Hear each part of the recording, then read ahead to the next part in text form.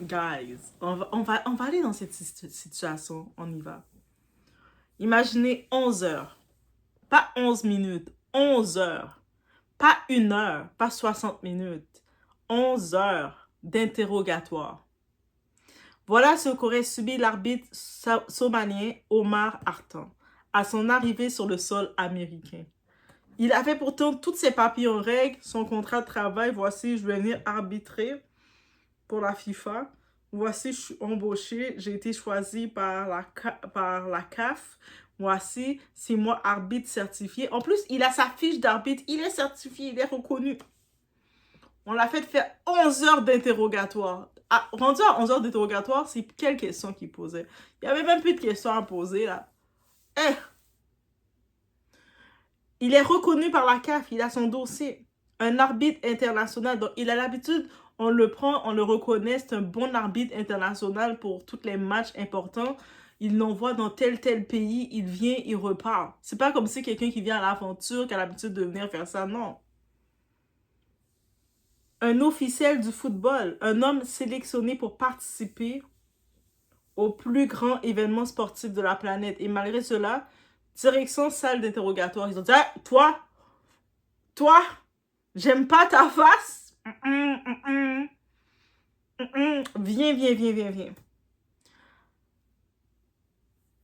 Et puis pendant 11 longues heures, avant d'être finalement refoulé, renvoyé chez lui, humilié, comme s'il représentait une menace, comme s'il était criminel, comme s'il n'avait rien à faire là. Donc, après avoir fait 11 heures, ils l'ont fait parler. Les employés, je pense qu'ils avaient du temps aussi à faire. Ils ont dit, tant qu'à rester là, on va rester là. Ils l'ont fait faire 11 heures, ils ont parlé avec lui, ils ont parlé de la vie, du beau temps, de tout ce qu'il aime. Ils ont bien fouillé, c'est parce que pendant l'interrogatoire, donc on te fouille, on te bien fouille. Ah ouais, pourquoi t'as amené tel parfum? Ah, pourquoi t'as des vêtements chers? Parce qu'en plus, c'est classe affaires qui voyagent. Et ensuite de ça, quand ils ont fini de faire le tour, ils ont fait, bon, tu peux retourner chez vous. Les Américains, est-ce que vous avez l'audace? On est chez la Dwight About Everything. On regarde le cas de cet arbitre. Après 11 heures d'interrogatoire aux États-Unis, on l'a retourné chez lui. On l'a retourné. Retourne au Somalie. Tu nous as pas satisfait dans tes réponses. On regarde le tour.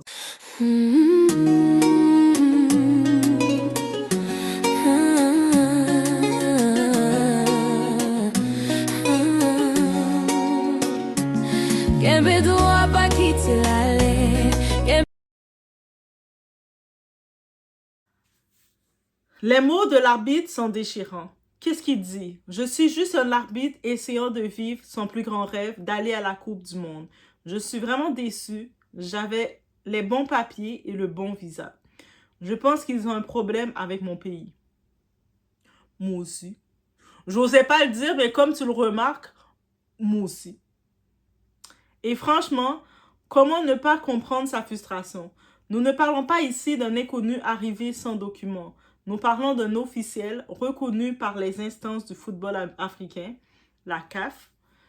Quelqu'un dont l'identité, le parcours et la fonction sont parfaitement connus. On sait pourquoi il est là, on connaît son titre, on sait c'est quel match qu'il est supposé arbitrer. C'est pas la première fois qu'il le fait. Alors, comment peut-on justifier 11 heures d'interrogatoire? 11 heures. C'est beaucoup, là. Même travailler 6 heures de temps, ça épuise. Ça veut dire la personne qui a fait l'interrogatoire, ils ont dû couper leur chiffre en deux. C'est plus long qu'une journée de travail, guys. Plus long que certains matchs rejoués après prolongation et tirs au but. Pendant ce temps-là, la Coupe du Monde est censée être une fête. Une célébration universelle. Une compétition qui rassemble les peuples. Pas un concours de suspicion. Pas un test de nationalité. Pas un contrôle de citoyenneté déguisé. Et ce n'est pas la première polémique. Depuis plusieurs mois, les témoignages s'accumulent. Des supporters bloqués. Des journalistes confrontés à des difficultés administratives. Des voyageurs refusés. Il y a plein de voyageurs qui ont fait les démarches. Je sais qu'il y a beaucoup à l'aventure, mais pour cet événement-là, ceux qui se déplacent, ils ont de l'argent. C'est ceux qui ont de l'argent. Il y en a, comme ils ont leur visa, ils ont tous leurs papiers, ils ont réservé hôtel, ils ont montré, regarde, on vient pour telle date à telle date pour tel match. Et arrivé, annulé. Annulé. On l'a annulé. Et c'est tout. Et maintenant, l'arbitre international. Même l'ancien footballeur anglais Ian White a exprimé sa colère. Selon lui, toutes les heures, c'est une nouvelle histoire. Des supporters refoulés, des joueurs refoulés, des officiels refoulés, des journalistes refoulés et maintenant des arbitres. Et la question devient légitime. Comment organiser la plus grande compétition sportive du monde si ceux qui doivent y participer ne peuvent même pas entrer sur le territoire? Il y a des équipes, il manque encore des joueurs. Et c'est triste à dire, on a des équipes, leurs joueurs qui sont supposés être avec eux s'entraîner ne sont pas là. Ils sont obligés de faire jouer leurs remplaçants en attendant. Nous, on avait eu Wooden, un de nos joueurs qui a failli, quand je parle de nous, je parle d'Haïti, un de nos joueurs, il était en attente encore de son visa. Et là, heureusement, on l'a vu apparaître, il a pu venir. Mais on était comme en train de se dire, va-t-il pouvoir venir jouer? Finalement, et nos esprits, nos ancêtres ont fait brasser son dossier, il a pu venir. Mais il y a encore des équipes qui sont en attente. Vous avez vu à la RDC Congo qu'est-ce qu'on les a faites? On les a mis, on a mis le Ebola sur la tête de la RDC, le Congo. Et puis même leur match amical qu'ils devaient faire, c'était où? En Espagne?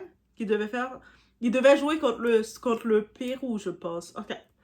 Contre Chili. Le deuxième match amical qu'ils devaient faire, finalement, l'Espagne ont fait quelque chose. L'Espagne ont fait... Non, pas chez nous. Ebola. Pas chez nous. Finalement, ils pensaient annuler leur match. Finalement, les joueurs, ils sont retournés. Ils arrivent en Espagne. Ils rentrent, normal. On les a fait retourner en France pour faire leur match. Je ne sais pas c'est qui a gagné dans ce match-ci.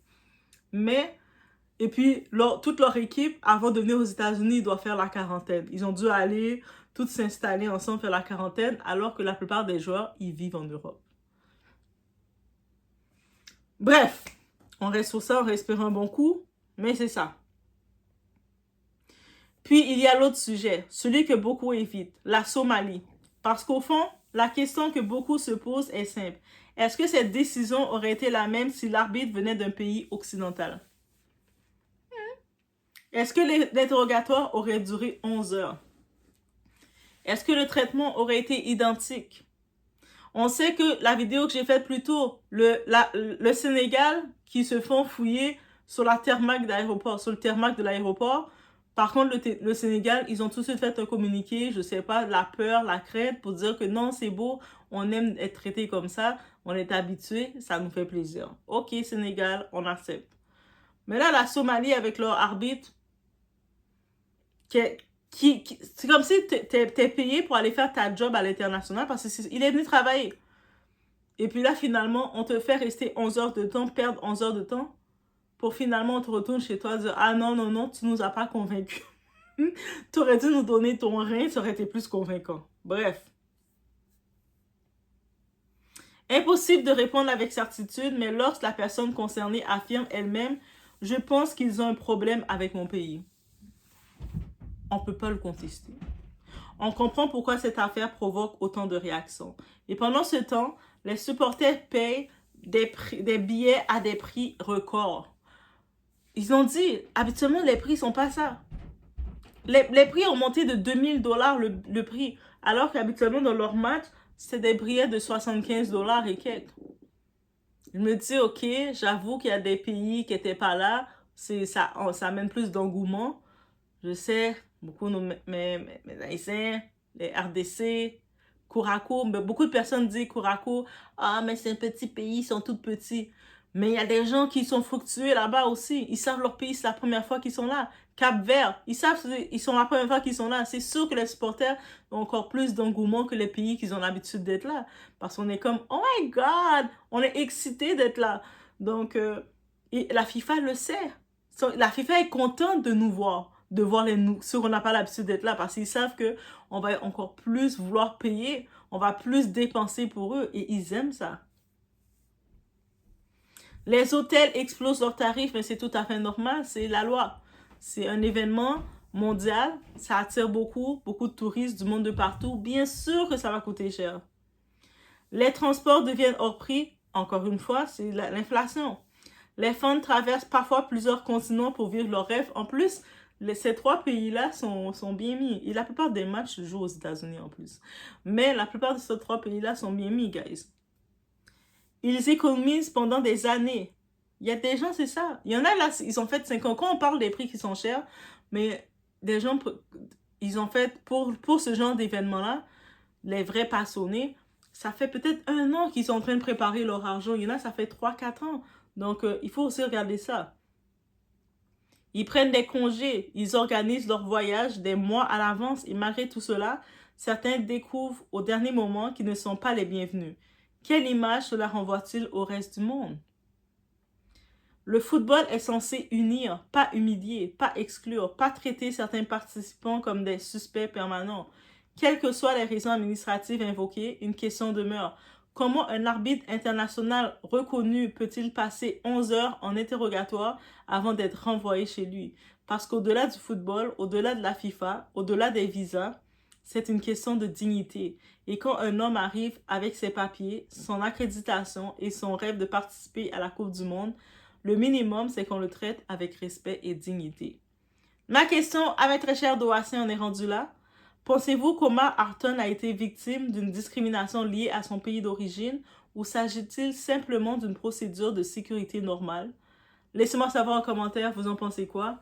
Si vous faites partie des supporters qui ont été refoulés ou vous êtes dans les démarches administratives, venez en parler. Venez témoigner, guys. Je vous écoute. Doha vous écoute. On attend la suite. Et il y a d'autres vidéos qui sont bien sur la FIFA. Il y a tellement de polémiques sur cette affaire-là, man. Oh. On attend. Ça s'en vient.